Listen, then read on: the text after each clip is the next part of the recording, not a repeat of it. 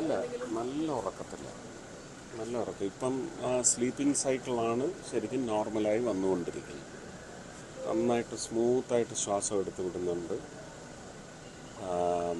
Sleeping cycle 8 hours deep sleep, പിന്നെ ഒരു 8 hours കുറച്ച് ഇടയ്ക്ക് കണ്ണ് തുറക്കും, ഇടയ്ക്ക് വിരലൊന്ന് നനക്കുക, ഇടയ്ക്ക് നമ്മൾ നെഞ്ചത്തൊക്കെ തൊട്ടാലൊന്ന് റിയാക്ട് ചെയ്യും, അങ്ങനത്തെ ഉറക്കം. അല്ലാത്തപ്പോൾ നല്ല ബോധത്തോടെ കിടക്കുക. പക്ഷേ എന്തെങ്കിലും മനസ്സിലാക്കുന്നുണ്ടോ എന്നുള്ളതൊന്നും നമുക്ക് പറയാറായിട്ടില്ല. അത് ഡോക്ടേഴ്സ് എന്നോട് പറഞ്ഞതാണ് ഞാൻ ഇവിടെ ക്യാരി ചെയ്യുന്നത്.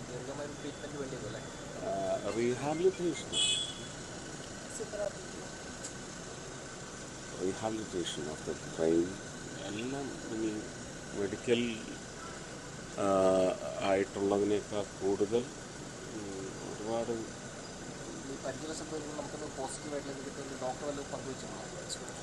അല്ല, പോസിറ്റീവ് എന്നല്ല പറയുന്നത്, ചാൻസസ് തന്നെ എത്രയോ കാലമായി.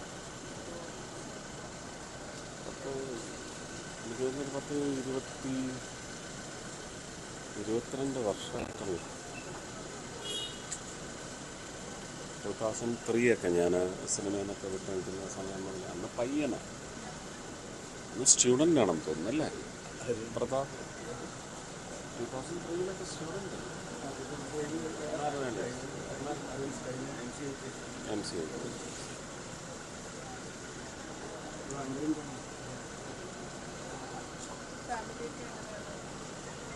ഫാമിലിയൊക്കെ നമുക്ക് സമാധാനിപ്പിക്കാനല്ലേ പറ്റും.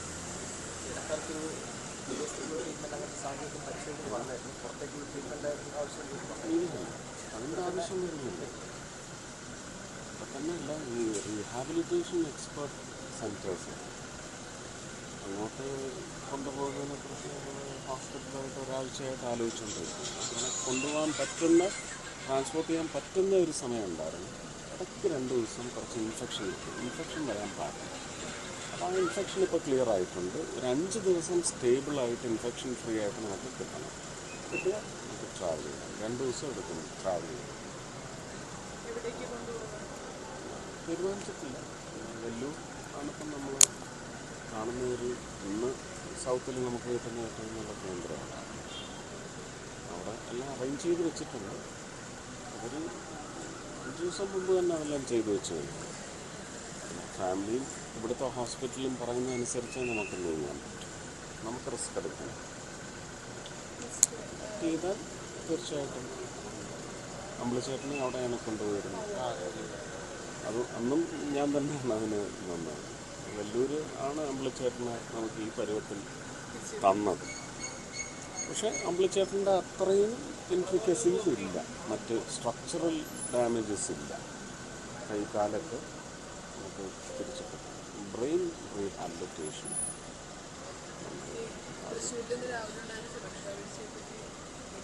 സുരക്ഷാ വീഴ്ചയൊന്നുമില്ല. എന്താ ഇങ്ങനെ വ്യാഖ്യാനിക്കുന്നത്? എൻ്റെ സ്വഭാവം ഇതാണ്. നിങ്ങൾ എൻ്റെ പ്രൊഡ്യൂസേഴ്സിനോട് ചോദിച്ചു നോക്കും, ജാത്തിയാലുള്ളത് തൂത്താൽ പോവില്ല. ഞാൻ പണ്ട് എന്തായിരുന്നു അത് തന്നെയാണ് ഇപ്പോഴും. ഞാൻ ഇറങ്ങി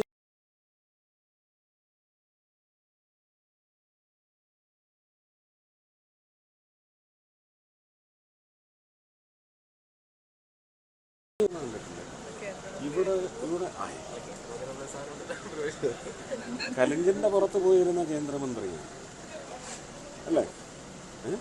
ആൾത്തറയിൽ പോയിരുന്ന അതൊന്നും മാറില്ല. ബാക്കി സുരക്ഷയൊക്കെ അറിഞ്ഞു. ബാക്കി പിന്നെ സുരക്ഷ നോക്കാൻ ജനങ്ങളില്ല. എന്താണ്